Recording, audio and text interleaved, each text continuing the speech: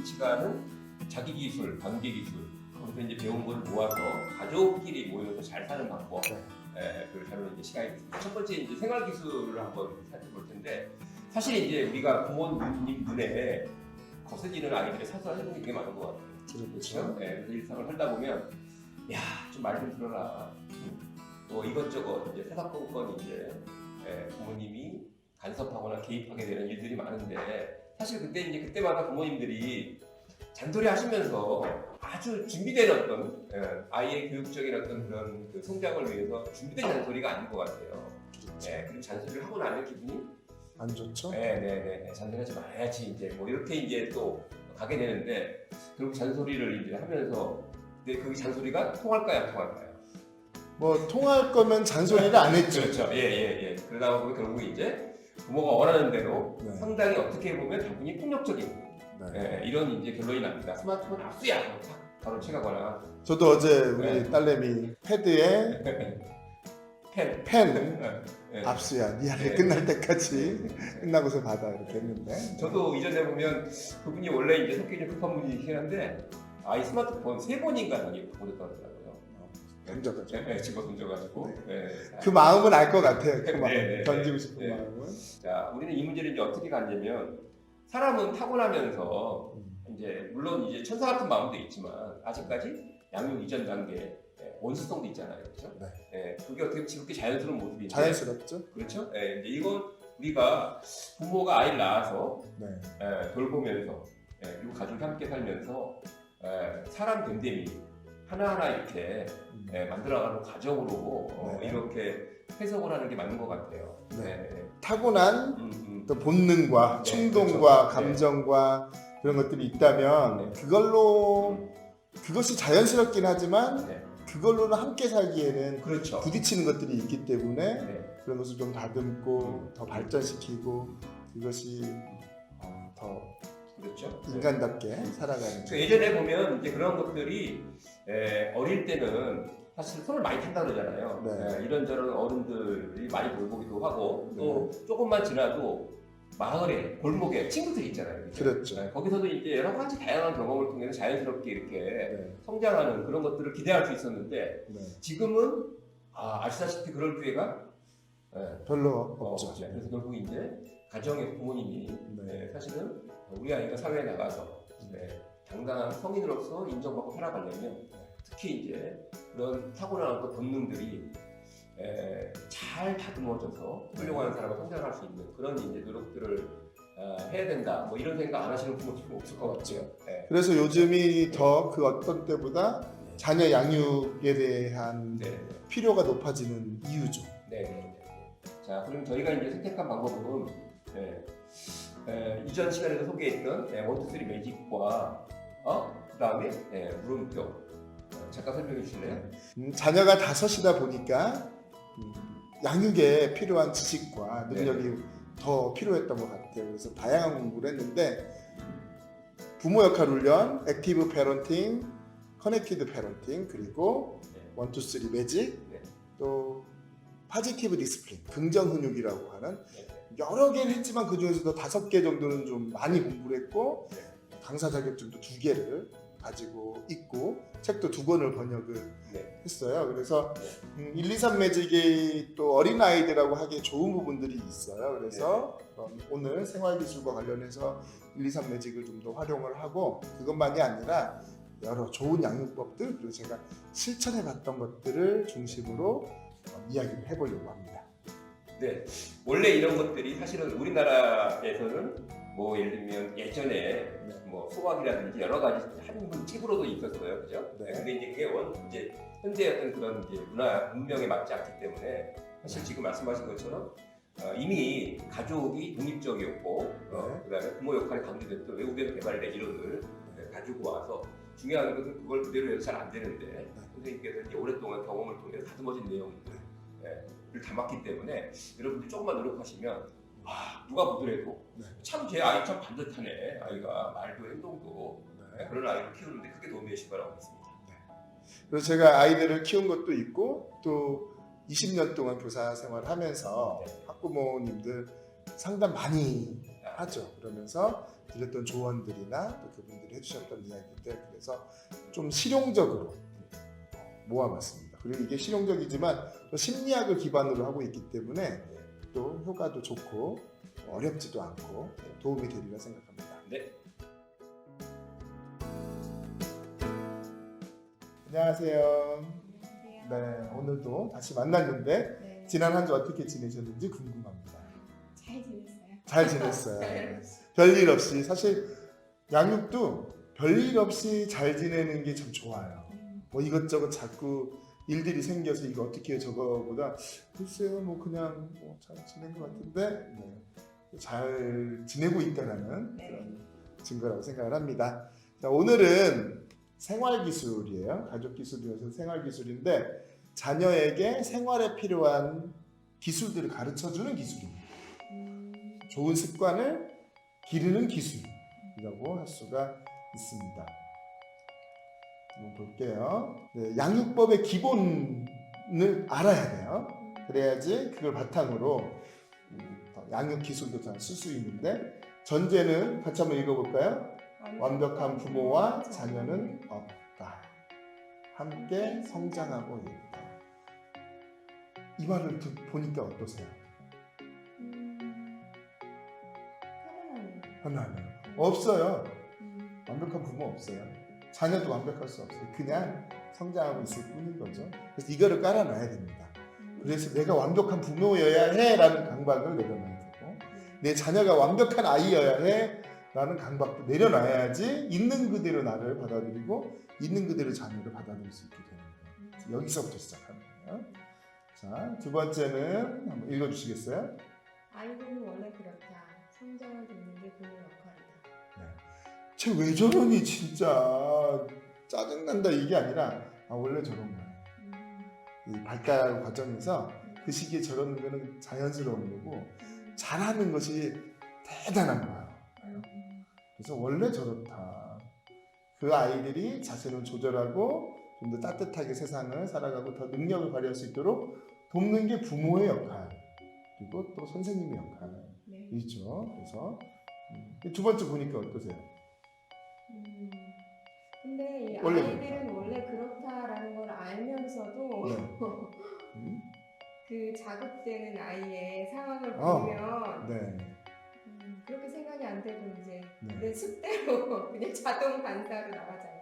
정말 중요한 얘기를 해주셨어요. 이거는 맞는 말인데 이 아이들이 원래 그런 어떤 문제 행동들을 볼 때 우리가 어떻게 하느냐, 그래서 이런 좋은 전제도 필요하고 이런 이해도 필요하지만 그 상황에서 올바른 길로 이끌어주는 방법, 문제가 생겼을 때 해결하는 방법, 이런 것들이 같이 가야지 이것을 유지할 수가 있습니다. 자, 조절. 화침행만 필요한 기술을 사용한다. 화침행말은 화가 나면 침묵하고 행복하면 말을 더 한다예요. 보통 어때요? 언제 말이 많아요? 기분 좋을 때 말이 많아요? 아니면 화났을 때 말이 많아요? 뭐 기분 좋을 때도 말 많이 하죠. 화날 때는 그 텐션이 다르게 말을 많이 하는 것 같아요. 공격적인 말들을 하죠. 화가 난 상태에서 누가 예를 들면은 뭐 시어머니께서 전화를 해서 화가 난 채로 나에게 말을 많이 한다. 어떻게 했어요? 길을 닫겠죠. 귀를 닫게 되겠죠. 귀도 닫고 마음도 닫게 되겠죠. 그렇죠? 아이도 비슷하다는 거죠. 그래서 이 인간은 기본적으로 화가 나면 좀 말이 많아지는 게 자연스러워요. 왜냐하면 말을 하다 보면은 좀 풀릴 것 같으니까. 또 기분 좋으면은 괜히 말하다가 더 기분이 좋아지기도 하지만 그냥 기분 좋은 상태를 유지하려는 경향도 있습니다. 예를 들면 자녀가 잘못된 행동을 하는 걸 보면 가만히 있어요. 말을 하게 돼요. 말하죠. 네, 화가 난 채로 말을 한단 말이에요. 처음엔 좋게 얘기하죠. 두 번, 세 번 되면 화나죠. 그렇죠? 자, 근데 아이가 그 말을 듣더니 갑자기 뭔가 깨달음을 얻은 것 마냥 잘하기 시작해요. 자, 그러면 계속 잘하고 있어요. 그걸 보고 네가 아까 그 얘기 이후로 잘하는 걸 보니까 정말 기쁘다 이렇게 얘기를 하나요? 그냥 마음속으로 이제 겨우 기본을 하는구나. 말을 안 해요. 자, 그래서 화가 나면 침묵을 하고 기분 좋으면 자녀가 하는 거 보면서 기분 좋으면 더 말을 하는데 문제가 있어요.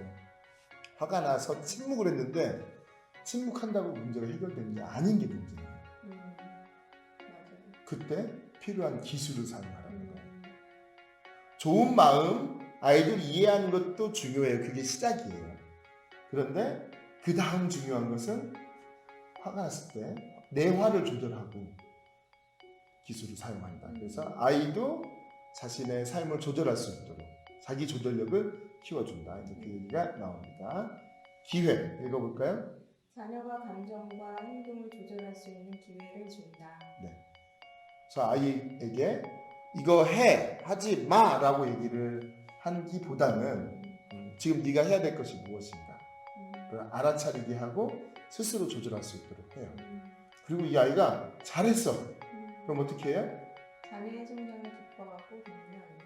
이게 자존감과 유능감을 키우는데 부모님이 보통 때는 잘해주죠. 따뜻하게 말하죠. 언제 그 말이 거칠어지고 화가 나요? 잘못할 때. 근데 재밌는 것은 잘못된 행동을 했을 때도 부모가 거칠게 대하지 않을 때 자기가 소중하다고 더 느낍니다. 잘할 때 잘하는 것은 어렵지 않아요. 쉬워요. 잘못했을 때 잘하기가 어려워요. 네. 잘못했을 때 내가 화가 날 때.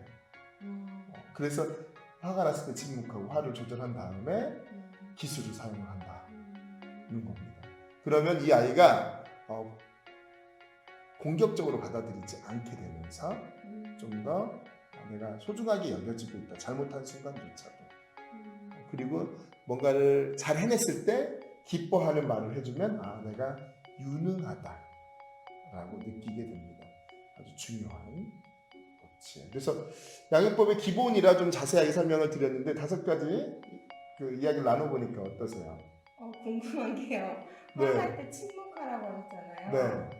근데 아이가 잘못된 어떤 행동을 했을 때 네. 엄마가 침묵을 하면 내가 엄마가 그냥 화내는 게 나중에 왜 저러지? 더 긴장하고 그럴 수도 있지 않을까요? 그럴 수도 있기 때문에 그 다음 기술이 있습니다. 문제 해결 기술이 있습니다. 이거는 다음 시간에 배우게 될 거예요. 그래서 우선 이 문제 해결 이전에 해야 될 것이 뭐냐면 생활 기술을 가르쳐 주는 거예요. 해야 될 걸 할 수 있도록. 그래서 한번 살펴보도록 하겠습니다. 자녀에게 이런 좋은 습관을 키워주려면 동기가 있어야 돼요. 해야겠다. 그래서 켈러의 아크스라는 동기 모형이 있고 또 게이미피케이션 안드레즈 이탈리아 사람이라 뭐라고 얘기해야 될지 모르겠어요. 그래서 보면은 이제 아이들이 주의를 갖게 되고 또 내 삶과 관련이 있고 자신감이 생기고 만족감을 느낄 때 거기에 동기를 가지고 성장의 길로 가게 되는데 4가지 재미가 있다는 거예요. 첫 번째 재미는 이지펀이에요. 새로운 거 쉽게 느끼는 재미. 그 다음에 피플펀 좋은 관계에서 오는 재미. 그 다음에 하드펀은 어려운 일을 극복하면서 얻는 재미예요. 목표를 정하고 나아가죠. 숙달되죠. 시리어스 펀 진지한 재미는 뭔가 나는 누구인가, 내가 삶에 어떤 의미가 있는가, 이 세상에 어떤 좋은 영향을 미칠까 와 같은 자신의 삶에 대해서 깊이 생각할 때 오는 진지한 즐거움인 거예요. 자, 보통 아이들은 어떤 즐거움에 머물러 있을까요? 이지펀, 그 다음에 요 정도. 이 대표적인 게 뭐냐? 친구랑 PC방 간다. 이지펀, 피플펀 수준인 거예요. 이건 아주 기본적인 겁니다.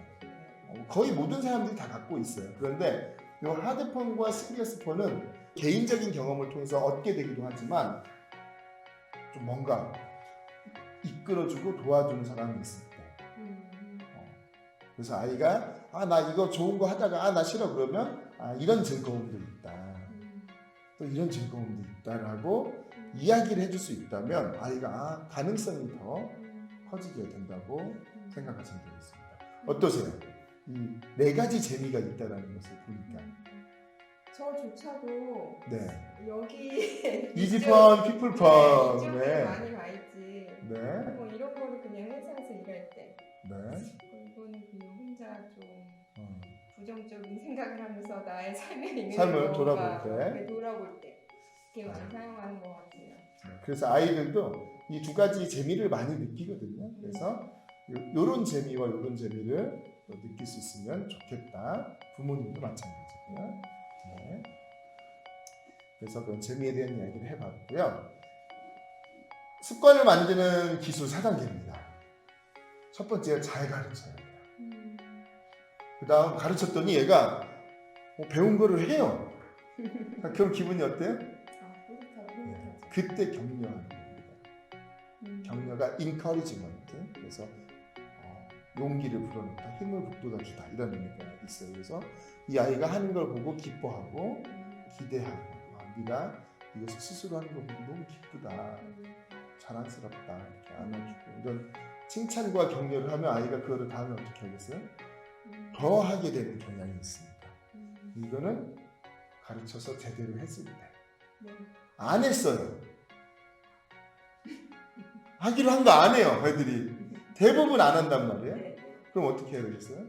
내가 대신 한다. 그러면 이 아이가 배울 기회가 없어지게 되죠. 그래서 하게 합니다. 하게 하는 기술이 약 7개 정도 있어요.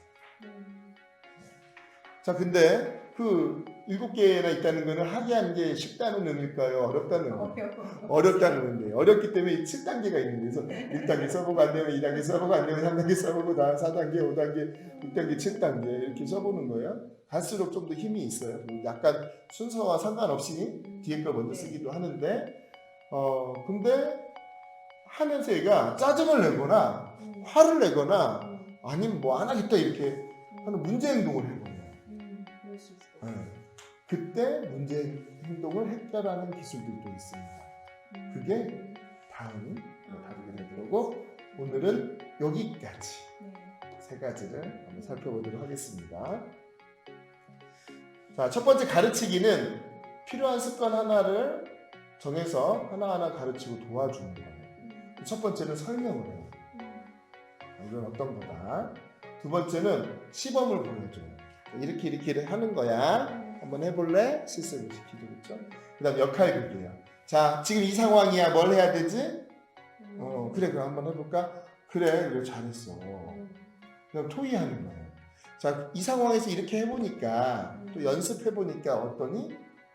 그럼 얘기를 나누고, 네가 그렇게 느꼈구나. 그래서 참 엄마도 기분이 좋다. 기대된다. 그런 얘기를 해요. 그리고서 이제 확인하는 거죠. 앞으로 그 이후에 어떻게 되는지 잘 실천하는지 보게 됩니다. 이렇게 해서 가르쳐야 돼요. 근데 보통 어때요? 가르칠 때 이렇게 가르쳐요? 아니면 이것만요? 그러니까요. 저도 이것만 딱 했는데 네. 이게 되게 생소하네요. 네. 이것만 한단 말이에요. 자, 두 번째. 이렇게 가르치면 아이가 할 가능성이 좀 더 높아지겠죠. 그렇죠? 네. 네. 이 아이가 잘 해내면 칭찬하고 격려합니다. 잘했으니까. 네.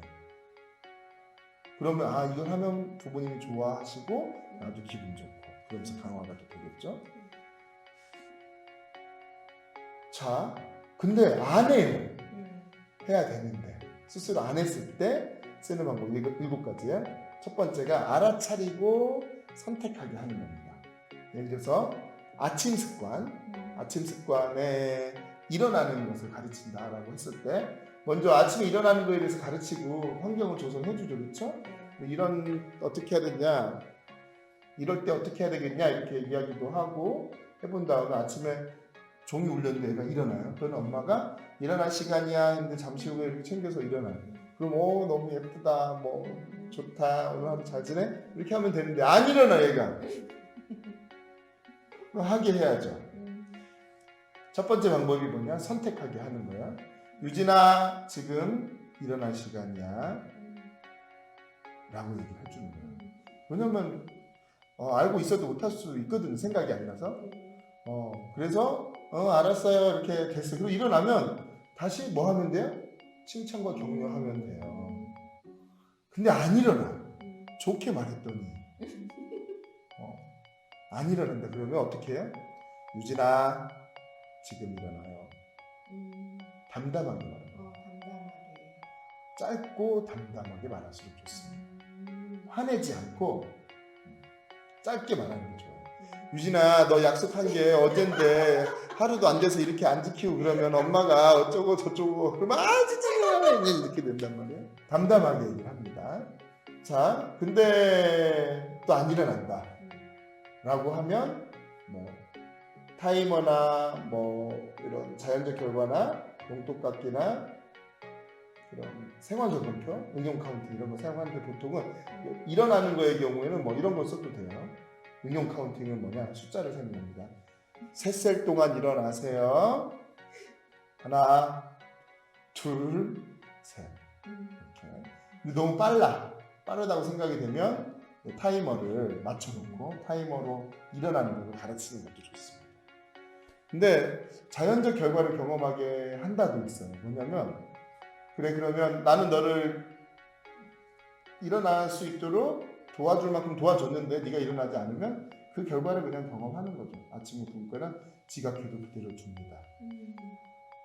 그리고 학교 가서 혼나고 일어나야겠다는 생각이 들면 좋고, 아니면 또 다른 방법을 쓰면 돼요.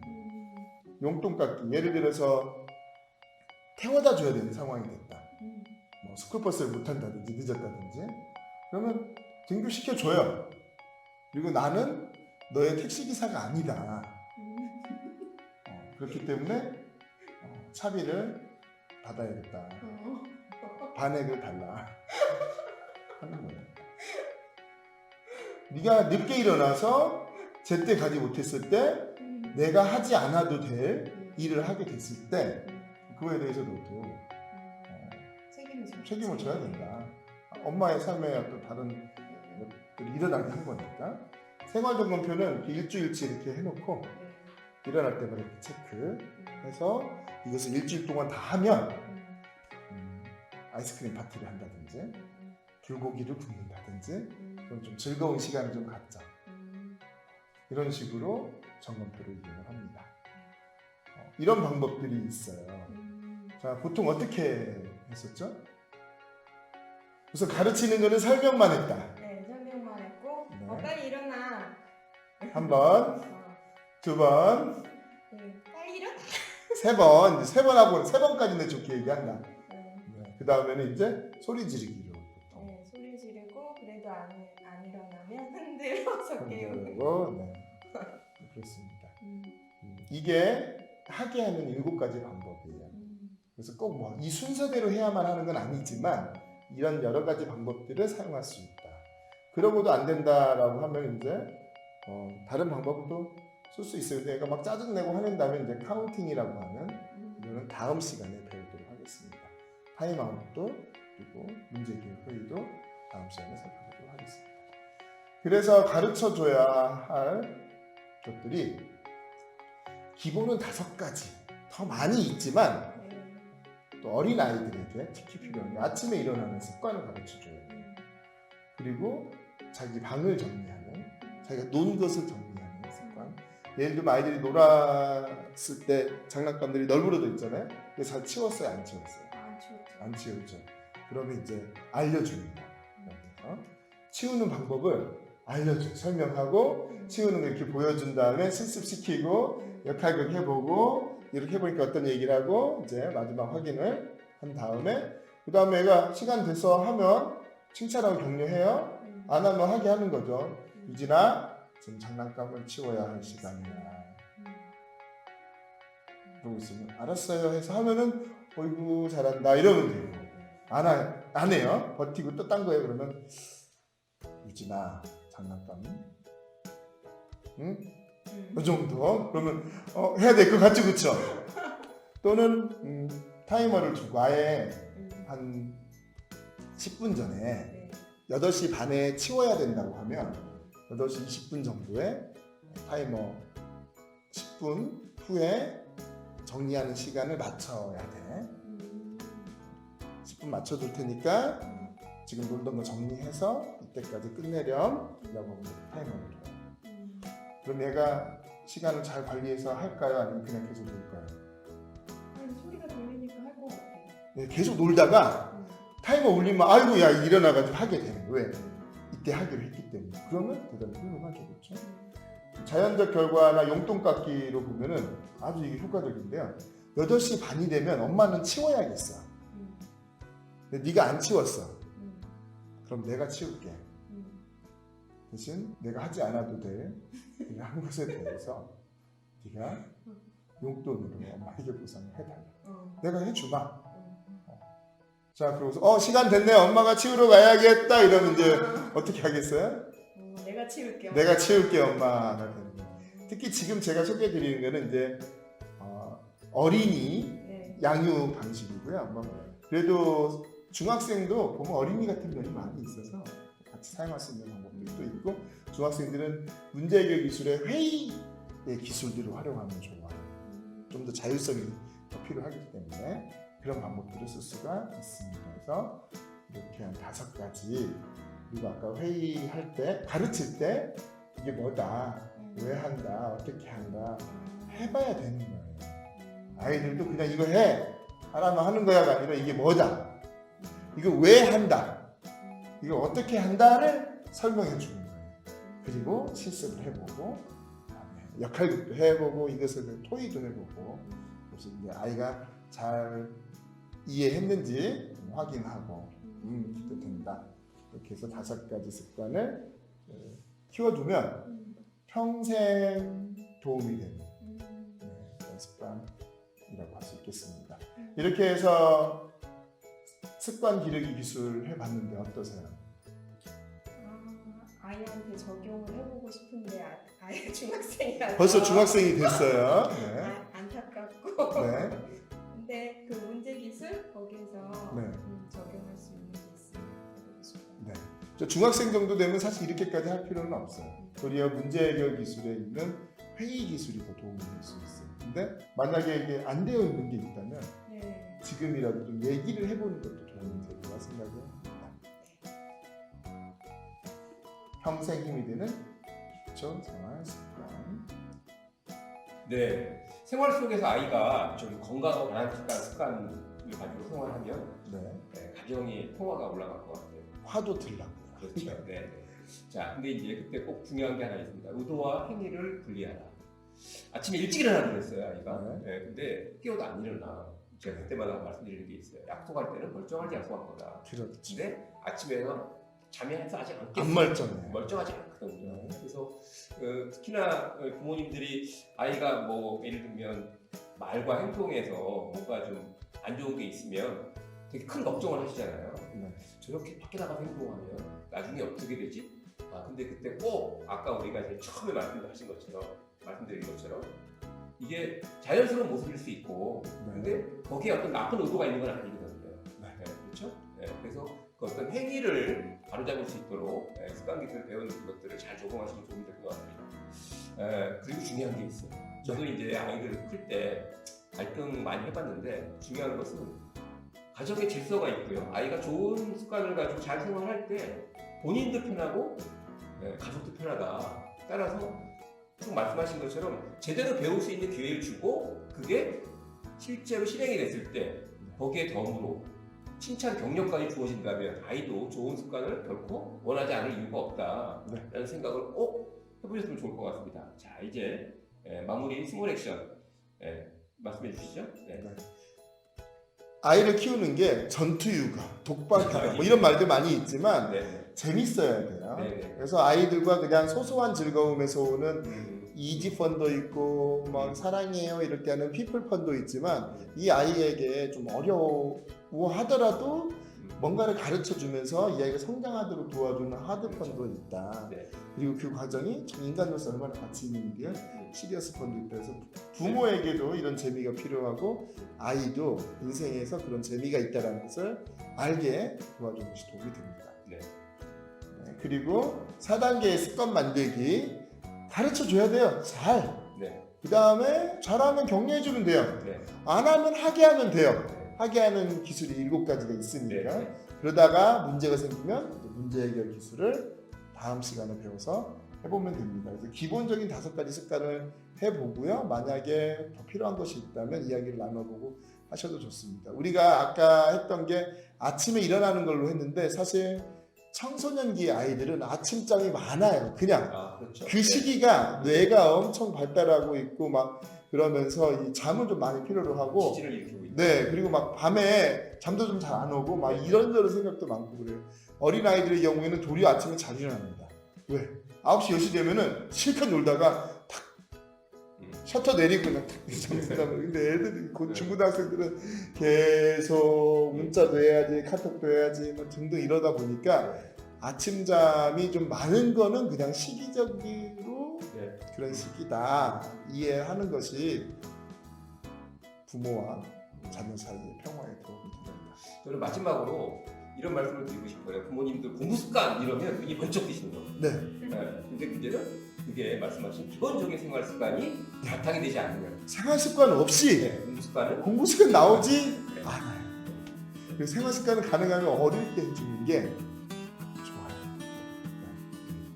꼭 가족과 함께 지내면서 아이가 집안에서도 그렇고 밖에 나가서도 그렇고 기본적인 한 사람의 몫을 다할 수 있는 좋은 습관을 가질 수 있도록 되게 중요한 부분이니까 기회가 있을 때마다 이렇게